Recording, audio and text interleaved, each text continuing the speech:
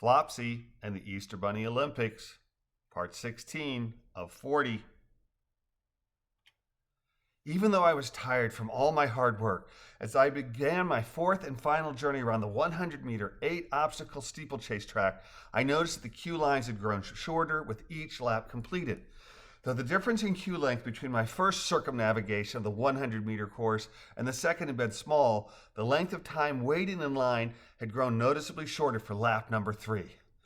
I'd been pleased to find the queue for my 7th under obstacle to be literally one deep, and as I emerged from the yellow labyrinth and set my sights on my 7th around obstacle, I saw the track ahead of me held but 2 bunnies racing along, and there was no line at the head of my next to last obstacle. Though my legs were demanding most of the available oxygen that my pounding heart and labored breathing could provide, my brain received sufficient O2 to harken back to my previous thoughts over the 2 left side around passages. With no queue line in sight, I dashed into the far left around passage in hopes that taking the inside line of the track would equal a shorter distance within the obstacle. Though I had no way of knowing if my venture through what I'd christened Route Number 1 was shorter than Routes 3 or 4, I was very happy to find the path clear and was relieved when I was able to emerge from the obstacle after only having to slow substantially for the last few meters when I caught a laboring bunny who slowed me before we both exited and I again took off running. With a clear path before me, I stayed to the left as I accelerated as best my pounding heart would allow as I rounded the second half of the first curve, dashing headfirst and without caution into the red through obstacle that blocked my path.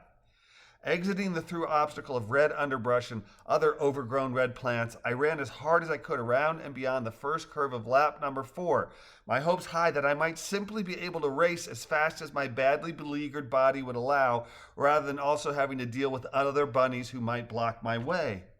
For the 4th and final time, I climbed to the top of the higher of the course's 2 over obstacles and again transitioned from climbing up one side and preparing to descend the other by having one hind leg on the leeward side of the expansive ladder and the other on the windward. Glancing forward from the high vantage, I caught sight of what looked like woundwort going on the last black obstacle. Seeing the other bunnies so far ahead, I felt a touch of bitter disappointment that the rabbit who had harassed me for no reason other than the color of my fur and slightly different Easter beliefs was so thoroughly ahead of me that there seemed no way on earth for me to best him in the steeplechase. Swallowing both my pride and multiple gasps of air, I again carefully descended feet first from the top 3/4 of the over obstacle before dropping to the track below and landing with great care. Once on the ground, I ran with all my might to the finer under obstacle where I again made a conscious decision to stay left rather than go right, whispering, "No queue," to reassure myself that I was making the right choice. I raced onward, passing 2 bunnies before navigating my last around obstacle, which I again raced through via the far left passage. Sprinting past 3 more bunnies to the final through obstacle, I dug as deeply as I could and gave the last 40 feet of wide open track every drop of energy I had before collapsing into the arms of a waiting race volunteer at the finish line. The volunteer, catching me so I wouldn't fall, whispered words of encouragement as she assisted me to the waiting 8 dozen or so bunnies in the fluffle that had completed their 400-meter steeplechase. Words of encouragement that I appreciated, even though my fatigue prevented me from processing them beyond soothing sounds of encouragement. Head spinning from effort and lungs gasping for breath, I steeled myself sufficiently to nod repeatedly in greeting to Bustle when she appeared by my side in a likewise exhausted state a few minutes later. By leaning against one another, Bustle and I managed to stay upright, nuzzling each other repeatedly in wordless congratulations, encouragement, and welcome. Neither Bustle nor I had recovered sufficiently to speak as the last bunny crossed the finish line, accompanied by a loud and fast ringing bell that signaled the first quarter's competition had ended.